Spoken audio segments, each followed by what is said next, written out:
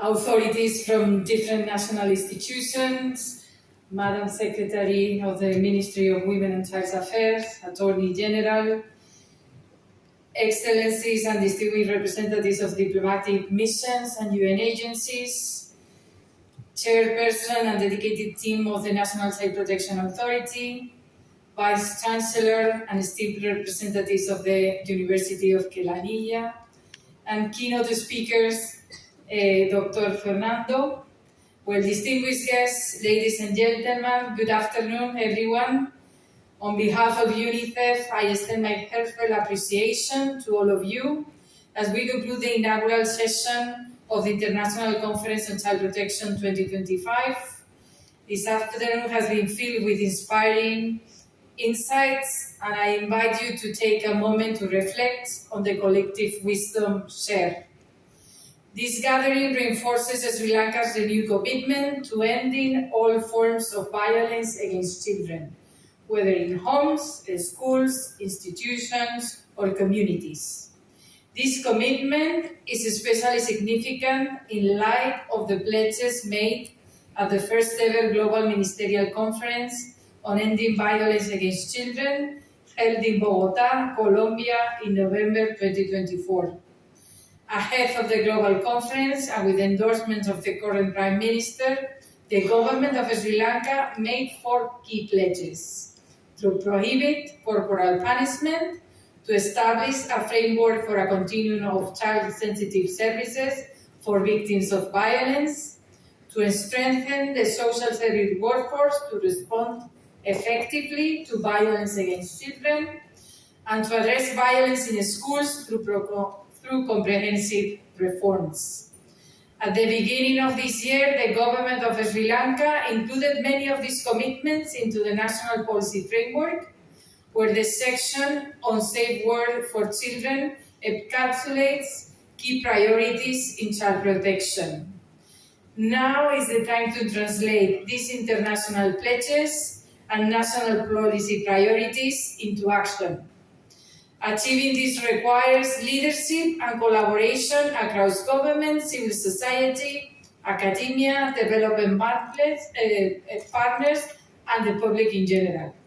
As many distinguished speakers have emphasized during this afternoon, this symposium exemplifies the power of strong partnerships between academia, national authorities, international organizations, and development partners to collectively address violence against children and child protection challenges. These partnerships have the potential to be truly transformative, including for more than 2,500 children whose abuse cases were reported to the National Child Protection Authority this year. Each of these children deserves justice, support, and protection that is both effective and sensitive to their needs. On behalf of the Center of Gender Studies at the University of Kelaniya, the National Child Protection Authority, and UNICEF, I extend our deepest gratitude to our distinguished guests, keynote speakers, academic contributions, and institutional partners who have made this inauguration a meaningful success. First, I wish to express our sincere thanks to the speaker for having been here with us during this afternoon. The Parliamentary Caucus for Children has championed many vital policy changes to improve the life of children in Sri Lanka. His presence today is a powerful statement of leadership, and we look forward to the reconstitution of the caucus to continue our close collaboration. We are also deeply grateful for the presence today during this afternoon of the Minister of Justice. Well, the Ministry of Justice is a cornerstone of the child protection system and a long-standing partner of UNICEF. The policy and legal reforms served today give us hope for a more protective legal environment for every child. I would like also to acknowledge the work of the Ministry of Women and Child Affairs. Their guidance has paved the way for the transformation of the child protection system, clarify the roles of child abuse responders, and establish new services for vulnerable children. I would like to thank the European Union because they have supported the organization of this conference through the EURE program, which is a justice reform project jointly implemented by UNICEF and UNDP in close collaboration with the Ministry of Justice. We deeply appreciate the European Union's continued commitment to justice and child protection, both in Sri Lanka and globally, including for children affected in a conflict. I would also like to thank our keynote speaker, Dr. Asnivi Fernando. Thank you for your insightful and thought-provoking address and broadening perspective in child protection. Your expertise has set the tone for the high-level discourse we anticipate throughout the symposium. We also extend our appreciation to the UN Special Representative on Violence Against Children for her global leadership and support to Sri Lankan efforts.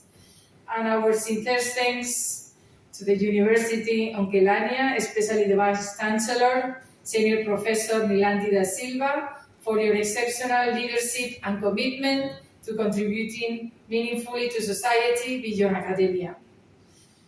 I also would like to thank the National Child Protection Authority, which remains a valued and long-standing partner of UNICEF in co-leading this research symposium. And finally, congratulations to Senior Professor Anurudi and the entire organizing committee for your vision, dedication, and tireless work in bringing this symposium to life. To our researchers and participants, your curiosity, rigor, and passion are the heart of this symposium. We eagerly look forward to the presentations, discussions, and collaborations that will unfold in the coming days.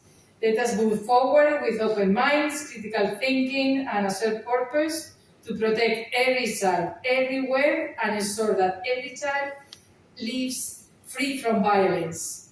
Violence against children is never acceptable and is always preventable. With that, I officially declare the inauguration of the International Conference on Child Protection 2025, Broadening Perspective and Protecting Children, concluded. I wish you all a productive, thought-provoking, and impactful symposium ahead. Thank you.